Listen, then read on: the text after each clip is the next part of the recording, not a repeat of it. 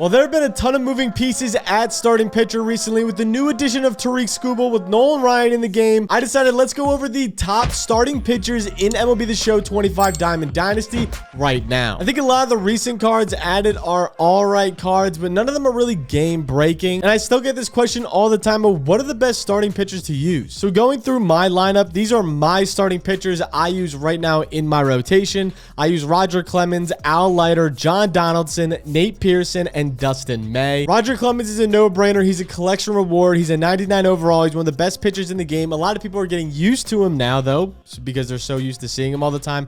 But nonetheless, he's still one of the best pitchers in the game.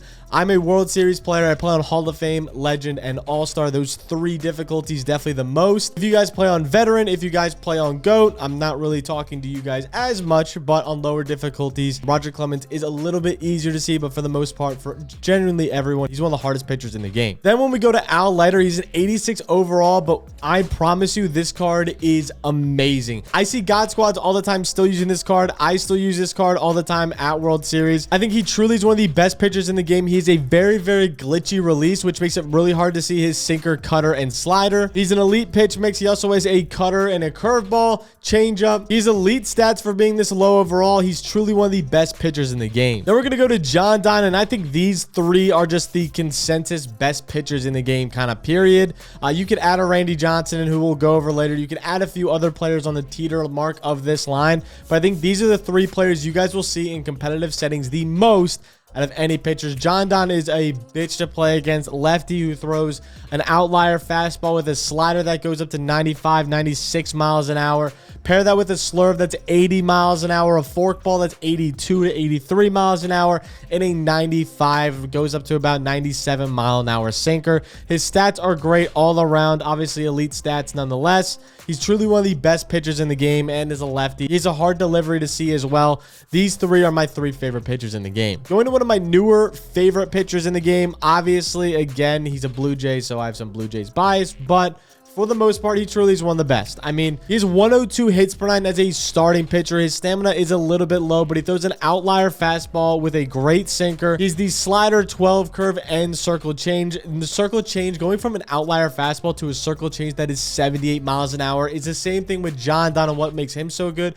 as he goes from an outlier fastball to an 82 mile an hour forkball. It's pretty much the same thing here, just we don't have the slurve. I think Nate Pearson is going to be one of the best pitchers in the game as a righty. His pitching clutch is great velocity, great break on his pitches. He's truly one of my newer favorite pitchers that have come out recently. Then we have Dustin May, who's a program reward. He's free for everyone to get. He's one of the best pitchers in the game. He's a glitchy sinker, cutter, sweeper, and he also has a fastball that runs up to 99 and 101. Great pitching clutch. He's one of the best pitchers in the game. You'll see everybody use him as well. These are my 5 favorite pitchers right now, but we're going to go over some other cards that are teetering on to make this mark of some of the new best pitchers. I think Nick Lodolo is an interesting pitcher. I don't think he's going to be a top guy, but he's definitely something that can definitely be viable. He does have a funky release, and I've seen a lot of people use him at the higher difficulties. At anything from, I would say, Hall of Fame up, you probably want to start at Legend and go to GOAT.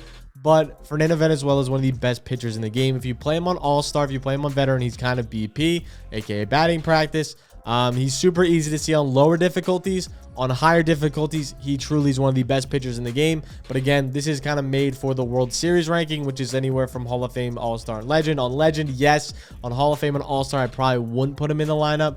But again, he is one of the best pitchers at the higher difficulties, so I just have to mention him. A lot of people always ask me, should I start Shohei at pitcher? I always say no. I think he's really easy to see out of the hand. I don't think he's a crazy pitch mix. He doesn't have any elite pitches that he uses. I think he's one of the easier players to hit, so I would not use Shohei personally. Some other notable mentions are definitely Walker Buehler, still a solid budget pitcher, as well as Paul Skeens. I know a lot of people ask me, is he still viable? I would only really use him if you have him P5, and even then, he's still kind of an easier pitcher to see. Him and Walker Buehler definitely belong in the mentions of people that you can use, but none of them would make my starting lineup right now. Now, when we go to the guys that I don't have that definitely can make this list, we're going to start with Nolan Ryan.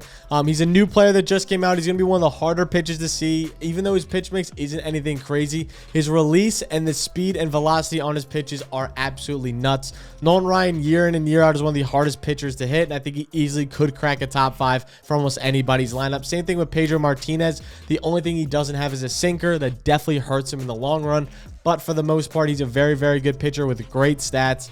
93 overall. He can make a lot of squads. At higher difficulties, he's very elite. At the lower difficulties, I probably would stay away. Obviously, another guy to mention that I talked about a little bit earlier is going to be Randy Johnson. He's one of the best pitchers in the game. He's definitely a top 5, top 6 player. You pretty much can swap him with any of the pitchers I already mentioned.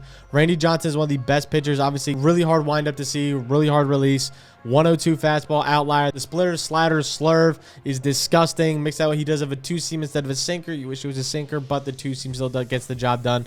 He's always one of the best pitchers in the game as a big lefty. He's going to continue to be up there for me. He's definitely a top pitcher in the game right now. Then another mention that I have is Corbin Burns. I truly think he's one of the best budget players you can get on your team.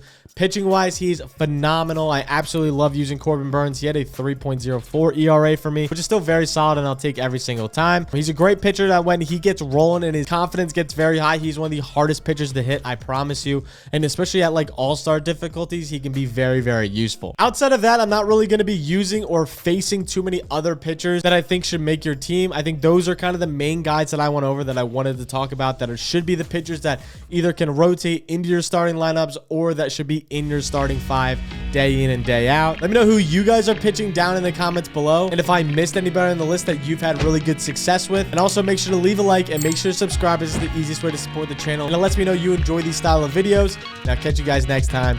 Peace.